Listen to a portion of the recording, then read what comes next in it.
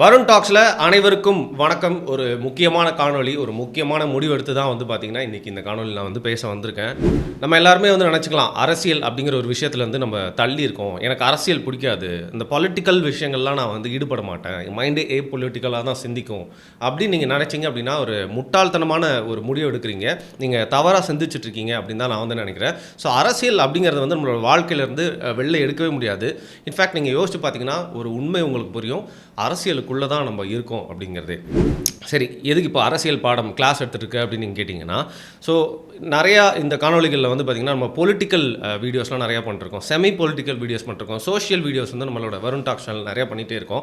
அதுக்கு எனக்கு ஏற்பட்ட ஒரு அவலம், ஒரு கொடுமை, ஒரு பழி என் மேலே வந்து போடப்பட்டது அப்படின்னு பார்த்தீங்கன்னா, அது என் மனசை வந்து ரொம்ப பாதிச்சுது. அப்படின்னா ஒவ்வொரு வாரமும் ஒவ்வொரு கலரை நம்ம மேலே வந்து அடிக்கிறாங்க.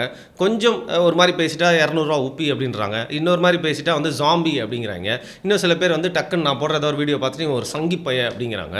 ஏன்னா அது நம்ம பாட்டு எல்லாத்த பற்றியும் பேசணும்னு நினைக்கிறோம், எல்லா அரசியலை பற்றியும் பேசணும், எல்லா விதமான காணொலிகளையும் வந்து மக்கள் முன்னாடி கொண்டு போய் சேர்க்கணும்னு நினைக்கிறோம். நம்ம மேலே ஒவ்வொரு வீடியோக்கும் ஒவ்வொரு வாரத்துலையும் ஒரு சாயத்தை அடிச்சுட்டே இருந்தால் பப்ளிக் செவரா நான் ஒவ்வொரு வாரமும் வந்து என் மேலே வந்து ஒவ்வொரு கலரை வந்து சுண்ணாம்பா அடிச்சுட்டு இருப்பீங்களா அப்படிங்கிற ஒரு அவலம் தான் ஒரு ஏற்பட்டுச்சு. எனக்கு ரொம்ப ஒரு மனக்கவலையை அது வந்து உண்டாக்கிடுச்சு அப்படின்னு சொல்லலாம். அதனால் நான் ஒரு முக்கியமான முடிவை எடுத்துட்டேன். சரி, ஏதோ ஒரு சாயத்தை நம்ம மேலே வந்து அடிக்க தான் போகிறாங்க, நம்ம வந்து எல்லாத்துக்கும் பேசணும், சென்டரில் இருக்கணும் அப்படின்னு நினச்சா ரொம்ப முட்டாள்தனமான விஷயம். நம்மளும் ஒரு அரசியல் பாதையை தேர்ந்தெடுக்கணும். நம்ம வாழ்க்கை அரசியலுக்குள்ளே இருக்குது அப்படின்னா கூட வந்து நம்ம எந்த விதமான அரசியல் பாதையை தேர்ந்தெடுக்கணும்னா ஏதோ ஒரு கட்சியை வந்து நம்ம தேர்ந்தெடுக்கே ஆகணும். அதனால் நான் இன்றைக்கி ஒரு முக்கியமான முடிவு எடுத்துகிட்டு அதுக்கப்புறம் அதை பற்றின ஒரு காணொலி உங்களுக்கு பண்ணலாம் அப்படின்னு தான் வந்தேன். ஏற்கனவே பல வாட்டி வந்து திமுக அப்படிங்கிற கட்சிக்கு ஓட்டு போட்டு வந்து ஏமாந்து போயாச்சு அப்படிங்கிற ஃபீலிங் எனக்கும் வந்திருக்கு, நிறைய பேருக்கு வந்திருக்கலாம். அதிமுகவுக்கு எனக்கு ஓட்டு போட்டு பழக்கமே இல்லை. அண்ட் என்டிகேக்கும் வந்து நிறைய வாட்டி ஓட்டு போட்டாச்சு, அவங்களால வந்து ஜெயிக்கவே முடியல. அவங்க இன்றைக்கி வரைக்கும் நம்பிக்கையோடு இருக்கலாம், பட் எனக்கு நம்பிக்கை அப்படிங்கிறது கொஞ்சம் குறைஞ்சிச்சு. அதனால் வந்து பார்த்திங்கன்னா இளைஞர்களோட ஒரு பவராக திகழ்கிற அரசியல் காலத்திலே வந்து ஒரு புது ரத்தம் பாய்ச்சக்கூடிய ஒரு கட்சியாக, ஒரு தலைவராக தளபதியின் தலைமையில் உருவாயிருக்கிற புது கட்சியான தமிழக வெற்றி கழகத்தில் சேர்ந்து என்னோடய அரசியல் பயணத்தை தொடங்கலாம் அப்படிங்கிற முடிவு எடுத்திருக்கேன்.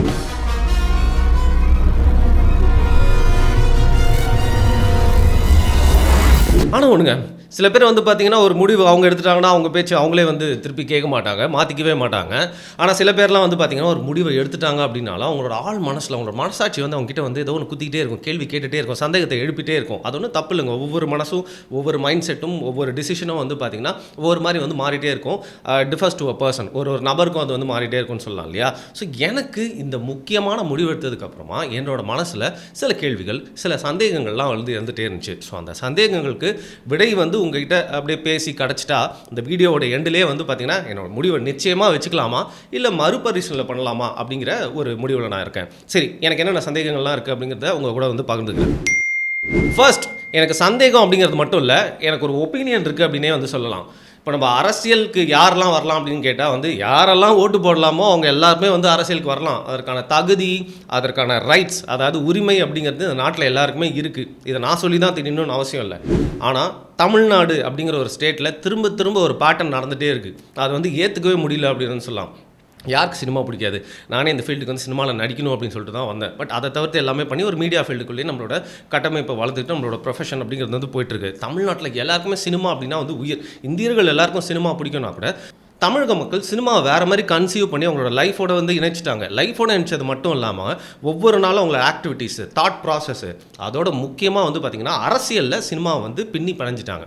அதன் வெளிப்பாடாக என்ன ஆச்சு அப்படின்னு பார்த்திங்கன்னா நம்மளோட அரசியல் தலைவர்கள், நம்ம அரசியல் தலைவர்களாக ஆகி அதுக்கப்புறம் முதல்வர்களாக அமர்ந்தவங்க பெரும்பான்மையாக வந்து சினிமா பின்புலத்துலேருந்து வந்தவங்களாக வந்து ஆகிட்டாங்க, குறிப்பாக ஆக்டர்ஸ். ஸோ நம்ம ஊரில் அரசியலுக்கு வரணுனாலே அதுக்கு ஃபஸ்ட்டு வந்து சினிமாவில் புகழணும், சினிமாவில் பிரபலமாகணும், நம்மளோட முகம் எல்லாருக்குமே வந்து தெரியணும், மக்கள் வேறு மாதிரி சைக்காலஜிக்கலாக நம்மளை ஏற்றுக்கணும். அதன் பிறகு மக்கள் நம்ம சினிமாவில் எப்படி பார்க்குறாங்களோ அதே மாதிரி வந்து ரியல் லைஃப்லேயும் பார்க்குற மாதிரி நம்ப வச்சு அரசியல் களத்தில் குதித்து தேர்தலில் நின்று ஜெயிச்சு முதல்வராகணும் அப்படிங்கிறது எம்ஜிஆர் காலகட்டத்துக்கு முன்னாடியிலேருந்தே இருக்குது. ஏன் இன்றைக்கி சிவகார்த்திகேயன் காலகட்டம் வரைக்கும் இருந்துகிட்டே தான் இருக்குது அப்படின்னு சொல்லலாம். அப்பேற்பட்ட ஒரு பழக்கம் எனக்கு யோசிச்சு பார்த்தா, சரி இது நம்மளோட பிஹேவியர், இப்படிலாம் நம்மளோட ஹிஸ்ட்ரி, நம்மளோட முன்னோர்கள் வந்து வேறு மாதிரி திங்க் பண்ணி வந்து நிறையா நடிகர்களை, சினிமாக்காரங்களை முதல்வராக தேர்ந்தெடுத்திருக்காங்க. ஆனால் திருப்பியும் 2026, சரி 2025 வச்சுக்கலாம், இன்றைக்கும் வந்து பார்த்திங்கன்னா ஏன் நம்மளோட தாட் ப்ராசஸ் வந்து சேஞ்சே ஆகலை? இப்படியே தான் வந்து நம்ம இருப்போமா? லைக் நீங்கள் திருப்பியும் அதே கேள்வி தான் வந்து கேட்டு இந்த சர்க்கிள்ஸ்லேயே சுற்றுற மாதிரி வந்து என்கிட்ட ஒரு கேள்வியை கேட்கலாம். ஏங்க நடிகர்கள் வந்து நாடாள வரக்கூடாதா, நடிகர்களுக்கு வந்து அரசியல் வரத்துக்கு உரிமை இல்லையா அப்படின்னு சொல்லிட்டு என்னை பார்த்து கூத்தாடின்னு சொல்கிறியா அப்படின்னு சொல்லிட்டு. அப்படிலாம் நான் சொல்லவே இல்லைங்க. அவங்கள கூத்தாடின்ற வார்த்தையை கூட சொல்ல, என் கூத்தாடின்ற வார்த்தையை கூட வந்து தவறான ஒரு பார்வையில் சொன்னால் தான் தப்பு. கூத்தாடி அப்படிங்கிறது ஒரு தொழில் தான். ஸோ எல்லா ப்ரொஃபஷனுக்கும் ஒரு மரியாதை இருக்குது. ஆனால் நான் என்ன கேட்குறேன், எல்லா விதமான குடும்ப பின்புலங்கள்லேருந்து வந்து படிக்காத மேதைகளாக இருந்து இல்லை பல பட்டங்களை படித்து பல துறைகளில் சிறந்து விளங்கி என் சமூகத்துக்காகவே நிறையா விஷயங்கள் சிந்திச்சு தங்களோட வாழ்க்கையையும் வந்து பார்த்திங்கன்னா அரசியலுக்காக அர்ப்பணித்து வாழ்க்கையில் பல தியாகங்களை செஞ்சு கொஞ்சம் கூட சுயநலமே இல்லாமல் மக்களுக்காக சிந்திச்சு பல கள போராட்டங்களில் இருந்து அரசியல் அப்படின்னா வந்து பார்த்திங்கன்னா இந்த பாலிடிக்ஸில் உள்ளே பூந்து விளையாடி ஜெயிக்கிறது மட்டும் இல்லாமல் அரசியல் அப்படிங்கிறது மக்களுக்கு செய்ய வேண்டிய சேவை. அதில் இந்த உலக சூழலில் அதுவும் நம்மளோட நாட்டில் குறிப்பாக தமிழ்நாட்டை நம்மளோட நிலத்தில் மக்கள்லாம் அப்படி வேறுபட்டு இருக்காங்க. அவங்களுக்குள்ளே எவ்வளோ பிரிவுகள் இருக்குது, அவங்களுக்குள்ளே எவ்வளோ பிரச்சனைகள் இருக்குது. இதெல்லாம் புரிஞ்சுக்கிட்டு அரசியலுக்காக தங்களோட வாழ்நாள் முழுக்க டெடிகேட் பண்ணி வந்தவன் அரசியலில் ஜெயிக்கவே முடியாதா, ஜெயிக்கவே கூடாதா? சரி, இந்த மாதிரி வந்தவங்கெல்லாம் வந்து ஜெயிக்கலையப்பா, அதுக்கு நாங்கள் என்ன பண்ண முடியும் அப்படின்னு கேட்டால், ஆசைப்படுறது அப்படிங்கிறது எல்லாருக்குமே இருக்கலாம். ஒரு சினிமாவில் வந்து ஆக்டர் ஆகி அதுக்கப்புறம் முதல்வர் ஆகணும் அப்படிங்கிற ஆசை யாருக்கு தான் இருக்காரு? எல்லாருக்குமே இருக்கும். எல்லாருமே புனிதர்களான இருந்தாலும் திருப்பியும் அவங்களையே ஓட்டு போட்டு ஜெயிக்க வைக்கிறது அப்படிங்கிறது மக்களோட மைண்ட் செட். இது ரெண்டுமே வந்து பார்த்திங்கன்னா பேரலாக அவங்களுக்குள்ளே இருக்கிற தவறுகள் அப்படின்னு சொல்லலாம். ஒரு சைடு ஆசைப்பட்டுட்டே இருக்காங்க, இன்னொரு சைடு வந்து அதை அனுமதிச்சிட்டே இருக்கும் அப்படிங்கிறது தான். ஸோ இதை பற்றி எனக்கு வந்து என்னோட 10 பருவங்கள்லேருந்து யோசிக்கிறப்போ எனக்கு தோணும், ஒரு சலிப்பு ஏற்படும், ஒரு வெறுப்பும் ஏற்படும். சரி, நம்ம ஏதோ நம்ம காலகட்டத்தில் சினிமாவெல்லாம் வந்து மோர் தேன் லைஃப் இமேஜாக பார்த்து அங்கே இருக்கிறவங்க அதே மாதிரி தான் பிஹேவ் பண்ணுவாங்க, அவங்க தான் ரியல் லைஃப்லையும் ஹீரோ, அவங்க தான் நம்மளுக்கு வந்து நல்லதும் செய்ய போகிறாங்க அப்படின்னு நினச்சி ஒரு ஹீரோவை, ஒரு கதாநாயகனை கொண்டு வந்து முதல்வராக்குறது அப்படிங்கிறது நம்மளோட முன்னோர்கள் செஞ்சுட்டு போயிருக்கலாம்ப்பா. அதை தவற கூட சொல்ல, அது காலத்தின் அந்த எவல்யூஷன் சொல்லுவாங்கல்ல, காலத்தின் பரிணாம வளர்ச்சி அப்படின்னு கூட விட்டுக்கலாம். பட் பரிணாம வளர்ச்சி அப்படிங்கிறது வளர்ந்துட்டே தானே இருக்கணும், மாறிட்டே தானே இருக்கணும். நம்ம அதே இடத்துல திருப்பியும் ஸ்டக்காக இல்லை நிற்கிறோம். குறிப்பாக விஜய் அவர்கள் யாருக்கு தான் பிடிக்காது? நான் வந்து என்னோடய வீடியோவில் வந்து ரஜினிகாந்த் அவர்களை பற்றி பேசும்போது சொல்லியிருந்தேன், எல்லா தமிழ்நாட்டு ஆண்மகன்குள்ளேயும் வந்து ரஜினிகாந்த் இருப்பான் அப்படின்னு சொல்லிட்டு. குறிப்பாக வந்து ஆக்டிங் கிளாஸ் வரப்போ நிறைய பேர் வந்து ரஜினிகாந்த் மாதிரி அவங்களுக்கே தெரியாமல் நடித்து காட்டுவாங்க. அதுக்கப்புறம் ஒரு நபர் வந்து ஒரு பர்சனாலிட்டி தமிழ்நாட்டு இளைஞர்களுக்குள்ளே இருக்கிறாங்க, அவங்களோட பாடி லாங்குவேஜில், திங்கிங்கில், ட்ரெஸ்ஸிங் ஸ்டைலில், இப்போ வந்து டான்ஸ் ஆடணும்னு நினைக்கிறதா இருக்கட்டும், அந்த பேசுகிற மேனரிசம் அப்படின்னா வந்து அதிகமாக வந்து நம்ம தமிழ்நாட்டு இளைஞர்களை வந்து மெஸ்மரைஸ் பண்ணது, இன்ஸ்பயர் பண்ணது, இன்ஃப்ளூயன்ஸ் பண்ணது அப்படிங்கிறது தளபதி விஜய் அவர்கள் மட்டும்தான். அந்த அளவுக்கு ஒரு கிரேட் என்டர்டெய்னர். இன்றைக்கி ரொம்ப ஆக்டிவாக இருக்கிறது தமிழ் சினிமாவில் one of the greatest entertainer in Tamil cinema அப்படின்னு சொல்லணும்னா விஜய் அவர்கள். சும்மா யதார்த்தமாக கமர்ஷியல் படங்களில் அவர் கொடுக்கக்கூடிய ஆக்டிங்காக இருக்கட்டும், அவரோட டான்ஸு, அவரோட ஃபைட்டு, அவரோட காமிக் சென்ஸு, அது மட்டும் இல்லாமல் அந்த கேரிங் அவர் பாடின்னு சொல்லுவாங்க. ஒரு ஃப்ரேமில் நின்னா வந்து அந்த கையை எங்கே வைக்கிறது, எந்த அளவுக்கு ஆட்டணும், எந்த அளவுக்கு அவங்களோட பாடியை மூவ் பண்ணணும், ஸ்டே பண்ணணும் அப்படின்றது முழுக்க வந்து சும்மா அப்படியே தன்னோட வாழ்க்கையே வந்து பார்த்திங்கன்னா எப்போ அவர் ஃபஸ்ட்டு படத்துக்கு வந்தாரோ இப்போ வரைக்கும் தமிழக ரசிகர்களை சந்தோஷப்பட்டு வச்சுட்டே இருக்காரு அவரால் முடிஞ்ச அளவுக்கு. அந்தளவுக்கு நம்ம எல்லாருமே ஒரு சின்ன வயசுலேருந்து பார்த்து வந்து பழகிட்டோம். அவருக்கும் அது தெரியும், நம்மளோட முகத்தை பார்த்து பழகிட்டாங்க. அதனால் எல்லா வீட்லேயுமே நம்மளுக்கு ஒரு ஓட்டு இருக்குது. குறிப்பாக வந்து பெண்கள்லாம் நம்மள ஒரு அண்ணனாக பார்க்குறாங்க. ஸோ ஏதோ ஒரு ரிலேஷன்ஷிப், பர்சனல் ரிலேஷன்ஷிப் நம்ம அவங்க கூட வந்து பில்ட் பண்ணி வச்சுருக்கோம் அப்படிங்கிறத புரிஞ்சுட்டு தான் நம்ம இந்த அரசியல் காலத்தில் ஜெயிக்கலாம் அப்படின்னு வராரு. ஸோ அதே எம்ஜிஆர் டெக்னிக் தான் இன்றைக்கும் வந்து பார்த்திங்கன்னா வந்து செயல்பட்டுருக்கு அப்படின்னு சொல்லலாம்.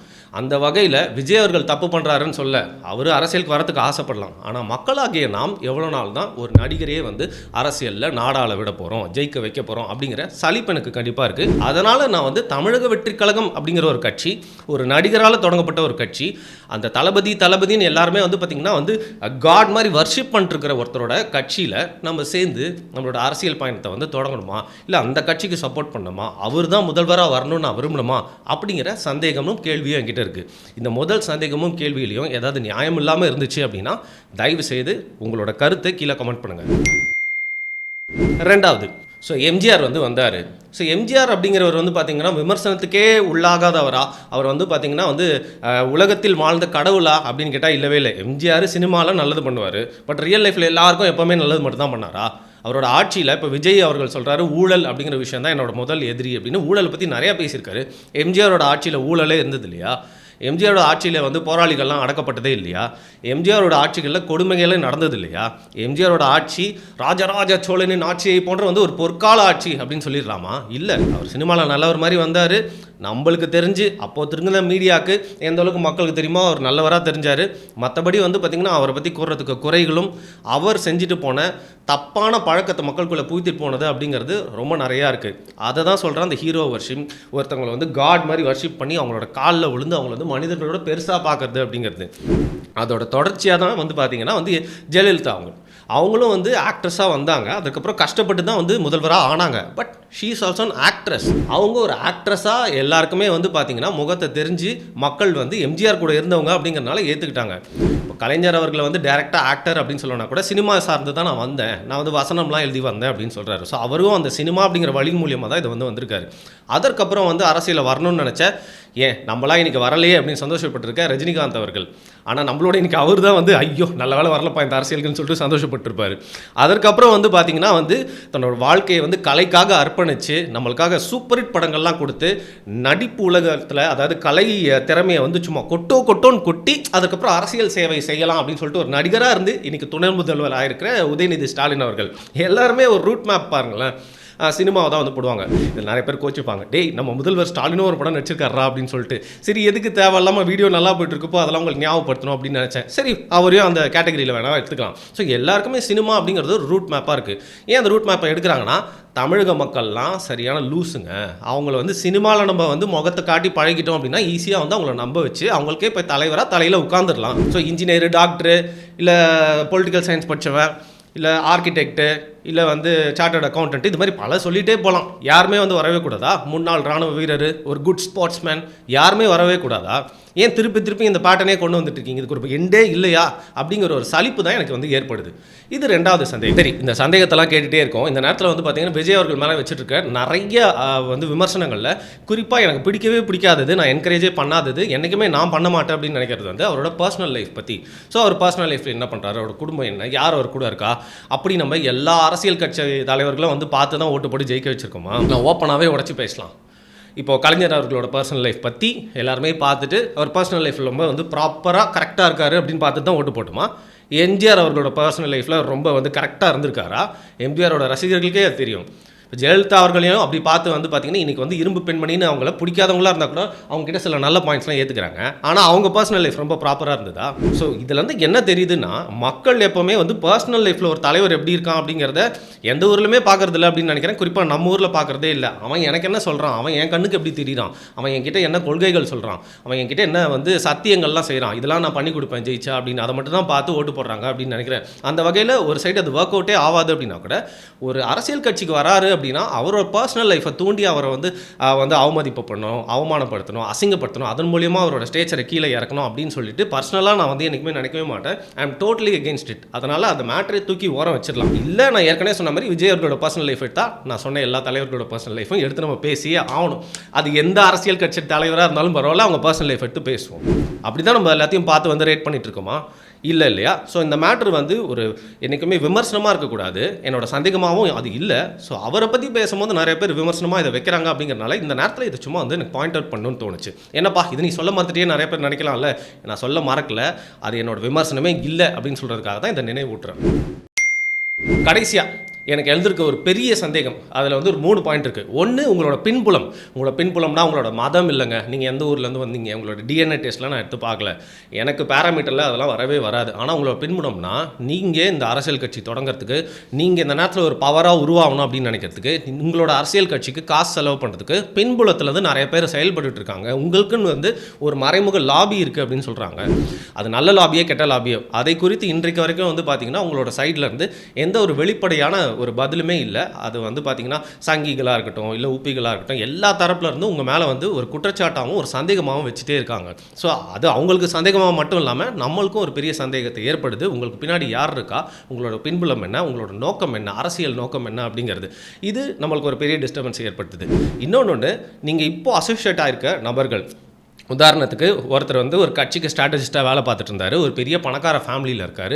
கோடி கோடி 1000 கோடி பணம் சேர்த்து வச்சிருக்காரு. அந்த குடும்பமே வந்து பார்த்தீங்கன்னா சரியான வகையில் தான் பணம் ஈட்டுச்சா அப்படின்னு தெரியல. அவங்க மேலே அந்த குடும்பத்து மேலே பல ஸ்டேட்டில் பல கேஸுகள் இருக்குது. அவர் அந்த ஸ்ட்ராட்டஜிஸ்ட்டாக இருந்து அந்த கட்சியில் ஒருத்தர் கூட ஏற்பட்ட பிணக்குனால வெளில வந்து விடுதலை சிறுத்தைகள் கட்சியில் சேர்றாரு. அங்கேயும் வந்து நான் மாஸ் போடுறேன்னு மாநாட்டம் நடத்துகிறாரு. காசு கொடுத்தாரு அந்த கட்சிக்காக அப்படின்னு சொன்னாங்க. அதனால தான் அவர் வந்து லைம்லைட்டில் வச்சாங்க. அங்கேயும் வந்து பார்த்தீங்கன்னா வந்து அந்த கட்சியின் தலைவர்களுக்கு தான் வந்து சிஎம் போஸ்ட் கிடைக்கணும் அப்படின்னு சொல்லிட்டு பேசி ஒரு கழகத்தை உண்டு பண்ணிட்டு அங்கேருந்து புக்கு வெளியீட்டு விழாக்கு உங்கள் கூட வந்து சேர்ந்தார். அதற்கப்புறம் நீங்கள் இப்போ அவர் உங்கள் கட்சியில் ஏற்றுக்கிட்டு ஒரு முக்கிய பொறுப்பையும் வந்து கொடுத்துட்டீங்க. ஸோ எல்லா கட்சியிலையும் சுற்றிட்டு உங்களோட கட்சிக்கு காசு வச்சிருக்காருன்ற ஒரே காரணத்துக்காக வந்து ஒரு பதவியிலையும் உட்காந்துட்டாரு. நீங்கள் மாற்று அரசியல் மற்றவங்கள மாதிரி நான் இல்லை அப்படின்னு சொல்கிறப்போ இந்த மாதிரி எல்லா கட்சிகளும் இருந்துட்டு வந்த அந்த பலப்பற்ற அப்படின்னு சொல்லுவாங்க அந்த மாதிரி நபர்களை உங்களோட கட்சியில் சேர்த்து பிரதான இடம் கொடுக்கறது அப்படிங்கிறது எப்படி நீங்கள் ஒரு மாற்று அரசியல்வாதி அப்படின்னு நாங்கள் எடுத்துக்க முடியும்? அவர் மட்டும் இல்லை, இன்னொரு முக்கிய பொறுப்பு கொடுத்துருக்க ஒரு நபர் ஒரு சங்கி கட்சியில் பாஜகலையும் ஒரு பொறுப்பில் இருந்திருக்காரு. அப்புறம் அதிமுகவில் ஒரு முக்கிய பொறுப்பில் இருந்திருக்காரு. இப்போ உங்கள் கட்சியில் வந்து சேர்றாரு. இந்த மாதிரி அரசியலில் இன்னைக்கு எங்களுக்கு வரைக்கும் ஒரு சரியான பாதை இல்லை அப்படின்னு உங்கள் கட்சியில் வந்து சேர்றவங்க உங்களோட மாநாட்டில் பின்னாடி நிற்கிற கடைக்கோடி தொண்டர்களாக இருக்கலாம். பட் உங்களோட கட்சியில் நீங்கள் பிரதானப்படுத்துறது உங்கள் கூடயே ஒருத்தர் வச்சிருக்கீங்களே அவரே வந்து பார்த்தீங்கன்னா பாண்டிச்சேரியில் எந்த கட்சியில் இருந்தாலும் எல்லாருக்குமே தெரியும். ஸோ இந்த மாதிரி வந்து நம்ம பார்த்து பழக்கப்பட்ட புளிச்சு போன அசிங்கமான அரசியல் கட்சிகளில் இருந்துட்டு வந்தவங்கலாம் உங்கள் கட்சியில் சேர்றாங்கன்னா நீங்கள் எப்படி மாற்று அரசியல் கட்சி, நீங்கள் எப்படி மாற்று அரசியலை பண்ண போறீங்க? இதில் மூணாவது முக்கியமான பாயிண்ட் உங்களோட ஃபேன்ஸ். எந்த ஆக்டராக எடுத்துக்கிட்டாலும் வந்து இந்த ஆக்டரோட ஃபேன்ஸ் கேவலம் அப்படின்லாம் சொல்ல முடியாது. எல்லா ஆக்டர்ஸோட ஃபேன்ஸும் கொஞ்சம் கேவலமாக தான் நடந்துப்பாங்க. ஏன்னா ஃபேண்டம் அப்படிங்கிறது ஃபர்ஸ்ட் டே ஃபர்ஸ்ட் ஷோவில் போய்ட்டு டிக்கெட்லாம் கிழிச்சு போட்டு விசில் அடிச்சுட்டு படம் பார்த்துட்டு வரதுலாம் பிரச்சனையே இல்லை. ஆனால் அந்த தேட்டருக்கு வெளில ஒருத்தனும் பண்ணுறதெல்லாம் பார்த்தாலே தெரியும் எல்லா ஆக்டர்ஸோட ஃபேன்ஸும் பைத்தியக்காரன் தான் அப்படின்னு சொல்லிட்டு. அதில் நீங்கள் இன்றைக்கி உச்ச நடிக்கிறதா இருக்கிறதுனால உங்களோட ஃபேன்ஸ்லாம் உச்சபட்ச பைத்தியமாக இருக்கிறாங்க அப்படிங்கிறத வந்து எல்லாருமே வந்து ஒத்துப்பாங்க அப்படின்னு நினைக்கிறேன். இன்ஃபேக்ட் உங்களோட கட்டவுட்டை பார்த்து கொண்டாடுறது மட்டும் இல்லாமல் உங்களை பார்த்தா அவங்க பிஹேவ் பண்ணுறது, நீங்களே அவங்கள பார்த்து ஏன் பயந்து வெளில வர மாட்டீங்க அப்படிங்கிறது எல்லாருக்குமே வந்து தெரியும். ஸோ அவங்க அரசியல் மயப்பட்டு அவங்களெல்லாம் வந்து அரசியல் கொள்கைக்குள்ளே கொண்டு வந்து அவங்கள ப்ராப்பர் அரசியல் தொண்டர்களாக மாற்றி நீங்கள் ஆட்சியை பிடிக்கிறதுக்குள்ளே நீங்கள் ஆட்சியை கூட பிடிச்சிருவீங்க. பட் உங்கள் ஃபேன்ஸ் இருக்காங்கல்ல அவங்களாம் மாறி அரசியல் மயப்படுவாங்களா அப்படிங்கிறது தான் வந்து தெரியவே இல்லை. ஏன்னா கடைச்சா அவங்களை கடிச்சு தின்றுவாங்க அப்படிங்கிறது உங்களுக்கே வந்து தெரியும். அந்தளவுக்கு உங்களோட நியாயங்களை அவங்க பேச வந்தாங்கன்னா கூட மீடியாவில் உங்களோட படங்கள்லேருந்து டயலாக் எடுத்து பேசுறது, உங்களோட பாட்டிலேருந்து 2 வரிகள் எடுத்து சொல்கிறது, அந்த மாதிரி லூசுத்தனமாக பேசுகிறவங்க தான் இன்றைக்கி நிறையா இருக்காங்க. அவங்களெல்லாம் பார்த்தா அதுவும் பெரும்பான்மையான உங்களோட ஃபேன்ஸ் அப்படி தான் இருக்காங்கன்னு பார்த்தா இவங்களாம் தான் அரசியல் கட்சி தொண்டர்களா? இந்த கட்சியை தான் நம்ம ஓட்டு போட்டு ஜெயிக்க வைக்கணுமா அப்படிங்கிற கேள்வியும் பயமும் கண்டிப்பாக வருது. இது நிறைய பேர் வந்து கண்மூடித்தனமாக ஒத்துப்பாங்க அப்படின்னு நம்புகிறேன். அப்படி இல்லையா? உங்களோட கருத்து என்ன அப்படிங்கிறத கீழே பதிவிடுங்க. கடைசியாக ஒன்று, இப்போ உங்களுக்கு எடுத்துக்கிட்டிங்கன்னா இப்போ என்டிகே அதாவது நாம் தமிழர் கட்சிக்கு ஒரு ப்ளஸ்னா என்ன சொல்லுவோம்னா அவங்க காசு கொடுக்காமலே அவங்களோட ஐடி விங் பார்த்தீங்கன்னா தமிழ்நாடு முழுக்க உலக தமிழர்கள் எல்லாருமே இருக்காங்க. திமுக மாதிரி இல்லைங்க, ரொம்ப பெய்டு இன்ஃப்ளூயன்சர்ஸ் இல்லை பெய்டு ஆன்லைனில் இருந்து உங்களுக்காக சண்டை போடுறாங்க அப்படின்னு இல்லாமல் நாம் தமிழர் கட்சியில் ஆர்கானிக்காகவே உங்கள் கட்சிக்கு சண்டை போடுறவங்க அவ்வளோ பேர் இருக்காங்க. அதே மாதிரி தான் என்னை பொறுத்த வரைக்கும் டிவி கேமும். ஏன்னா உங்களோட ஃபேன்ஸ் வந்து ஏற்கனவே சொன்ன மாதிரி எல்லா வீட்லேயும் அட்லீஸ்ட் ஒருத்தர் இருக்காங்க. அப்படி இருக்கிறப்போ நீங்கள் அவங்கள வந்து உங்களுக்காக பேசணும்னு சொல்லவே தேவையில்லை. கரெக்டான பாயிண்ட்ஸ் எடுத்து கொடுத்தா போதும். உங்களோட கட்சியிலேருந்து எல்லா ஊர்லேருந்து எல்லா தரப்புலேருந்து உங்களுக்காக ஆர்கானிக்காக பேசுறதுக்கு நபர்கள் இருக்காங்க.